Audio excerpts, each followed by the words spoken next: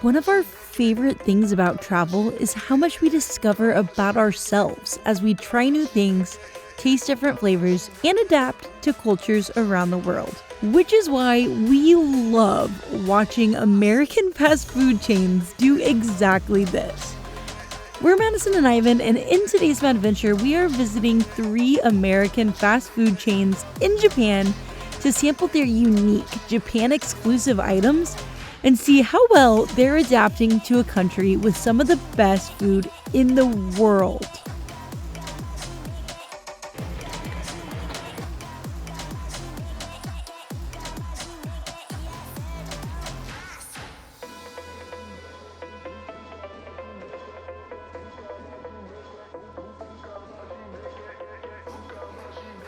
This is quite the McDonald's haul. I love McDonald's. Before MADison and I started dating, I would have McDonald's like 3-4 times a week unapologetically. McDonald's is kind of this like icon, this like larger than life like American export. Like even economics, we have like the Big Mac index where we compare the cost of living in different countries based on the price of the Big Mac in that country.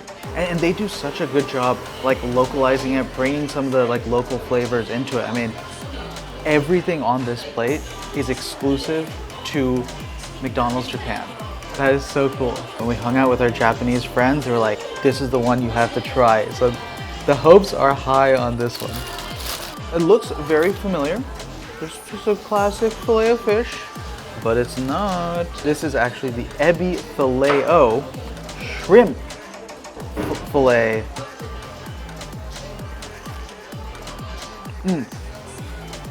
Zoom in right there though. That is like a full shrimp. That's not shrimp product, that is just straight a full shrimp in there. I've had like every premium McDonald's sandwich. Like I said, before MADison and I started dating, I would eat McDonald's 3-4 times a week. I've had it all. But this is probably one of the most premium tasting McDonald's items that I've had. Like, that is just straight real shrimp. Japan has some of the world's best food. It's really hard to justify coming to McDonald's, but that has a lot of the characteristics of Japanese food that I really like the fry, really clean. You could probably have 3 of these and not feel like that greasy, heavy feeling in your stomach because it's like that light fry that you see everywhere in Japan. The shrimp, it actually tastes fresh. I know it's not. I know it's McDonald's. Nice tang on the sauce. I love it. It's actually really good.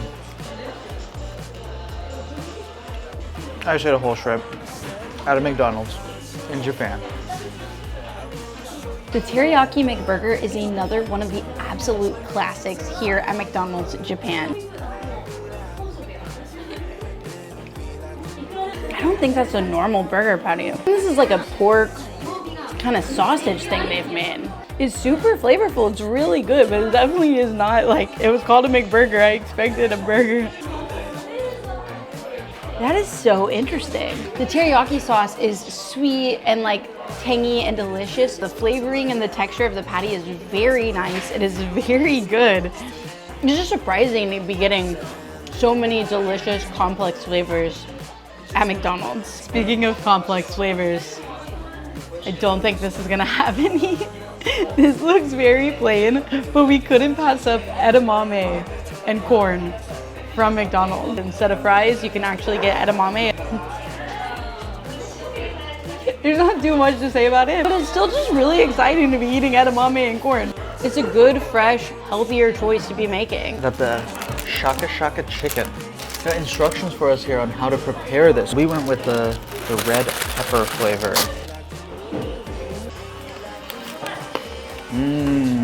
Juicy, it's crispy. The red pepper seasoning gives like a little tang. It actually has a bit of sweetness in there as well. It's nice. Macarons from McDonald's. This is so fancy. Yuzu flavor. Yuzu is the delicious citrus that is used so often in Japanese cuisine. Macarons from McDonald's. It's really good. This is a good macaron. Sweet, it is citrusy. The cream on the inside has like a nice like cream cheesy sort of flavor to it. The only thing that'd make this better is if they had named it a macaroon. Fun drink. This is the Azuki milk frappe. This is red bean. That's It's actually really good. You'd expect this to be like a sugary overload. Not at all. Very, very delicate flavors. Very well balanced.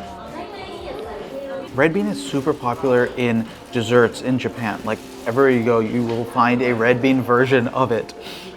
And it's really cool to see McDonald's incorporate that into its menu. It's still a frappe, right? It's a red bean frappe, and they stayed true to that red bean flavor. Good job, McDonald's. Everyone knows the signature apple pies from McDonald's, but here they have a matcha warabi mochi pie. This is so good. The crisp on the outside, like it is perfectly fried. They fry things so well here in Japan, even at McDonald's. A little bit like doughy on the inside too, in the perfect way. There's the mochi giving it this like sticky, delicious texture. This nice brown sugar spread, like this like creamy matcha paste. The combination of those flavors is magnificent. This is so delicious. What are you doing, McDonald's? Like, you were crushing it here in Japan. When you travel, you better yourself. You learn more about yourself. You try new things and like find out what works for you. And this works for you, McDonald's. Japan suits you.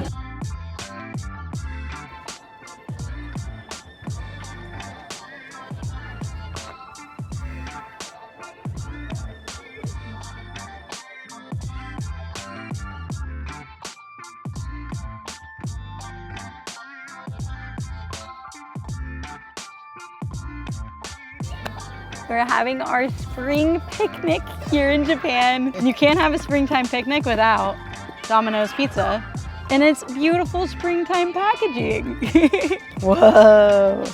Oh my gosh, this one looks insane. We got the quattro nippon, which is 4 different Japanese exclusive pizzas in one. The Hokkaido 3 cheese with asparagus. With rich cream sauce. Hokkaido is known for its cheese and its cream and its dairy in general, so that's gonna be amazing. Char-grilled beef, chicken teriyaki, which means that this one is the seaweed mayo mochi one. Mochi, that's what those are. Yeah. Okay. And I think it's the spicy quattro mayo. Oh, mantaiko. I'm starting with the Hokkaido cream. Cheers.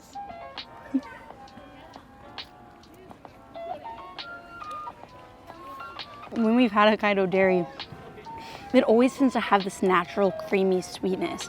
And that is definitely coming through here. This is very good, very creamy. Like, this tastes premium.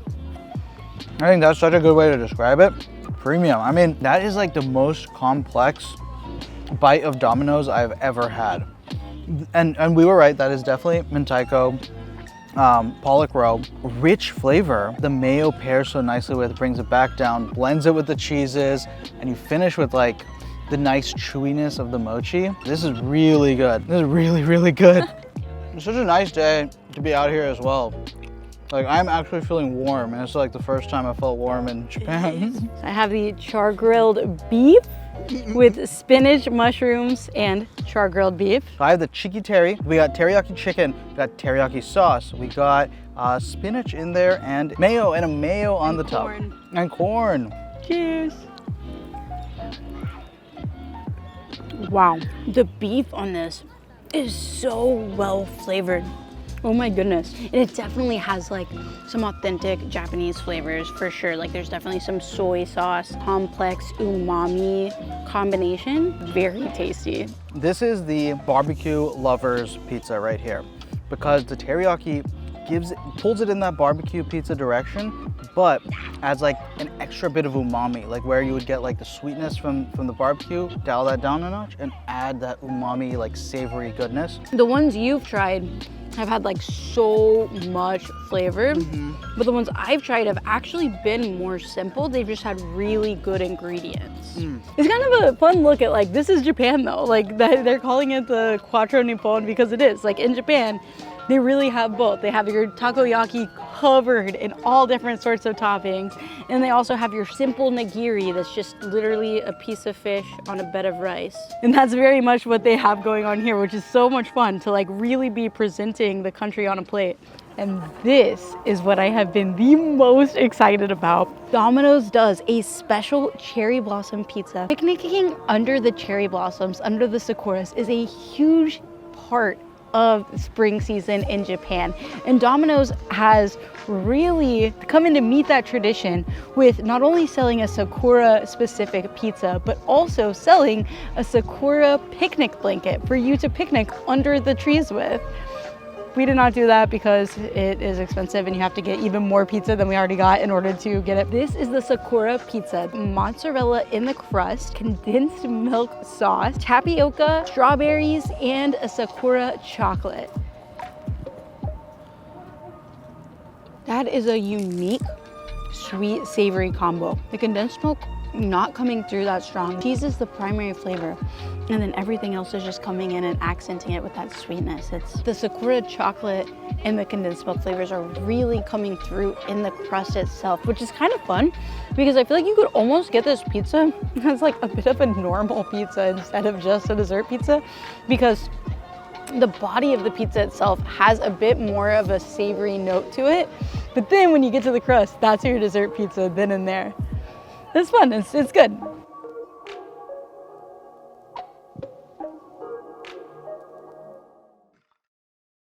The bad thing about picnicking in Japan is that public trash cans are like not a thing. So you're just walking the streets with an empty box of Domino's.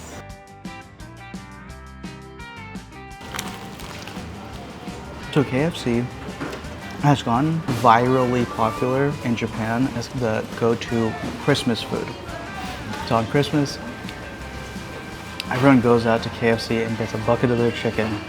And that's kind of surprising to me because for Christmas, you think of something more like home style, maybe like a little more decadent, took a while to prepare, not necessarily like fast food, the exact opposite. But I will say, KFC Japan is doing it better. This is really, really juicy. Kentucky Fried Chicken, but instead we're eating Japanese style chicken cutlet burger. Really cool to like see these chains, also from America, just like us, traveling just like us and like finding where they fit in a new place and like discovering new things about themselves and trying new things. And like, that's exactly what we're getting here. So this is a Japanese style chicken cutlet, similar, I think, from the looks of it, to like a famichiki, which is like my favorite convenience store chicken that you can get in Japan. And then the yuzu shichimi sauce. Yuzu is a very popular, delicious citrus that's used oftentimes in cuisine here.